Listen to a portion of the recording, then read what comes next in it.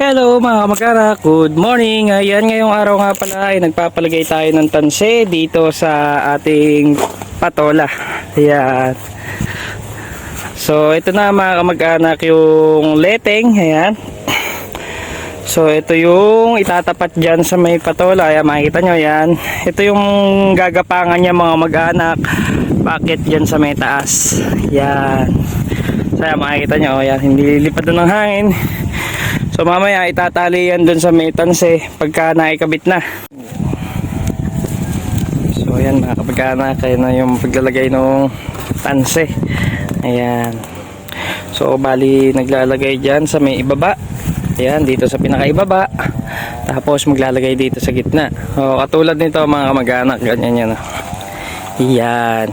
Ito, tsaka ito. Yung nasa baba. So ito yung patola natin mga kamag-anak, no.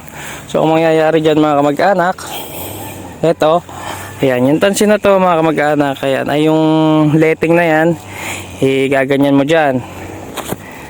Teka lang ha, nakita ba? Ayan, pagka ganyan dyan, ayan, so ibababa mo ngayon dito sa baba, ayan, tapos tatali mo rin dyan.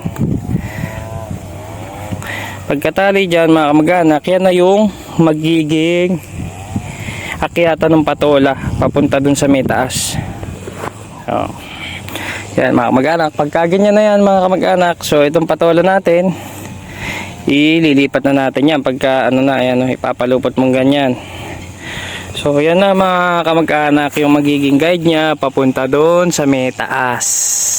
Yan, hindi sa langit ha, dito lang sa ibabaw mga kamag-anak. May tanim yan ha, hindi puro damo ha. Kaya kung makikita nyo mga kamag-anak, kaya na kita nyo yan, puro damo mga kamag-anak. Ayan, napakatindi. So may tanim yung patola mga kamag-anak, hindi lang halata. So sa susunod na araw, pagka naiangat na natin mga patola mga kamag-anak, i-spray natin ng pamatay damo.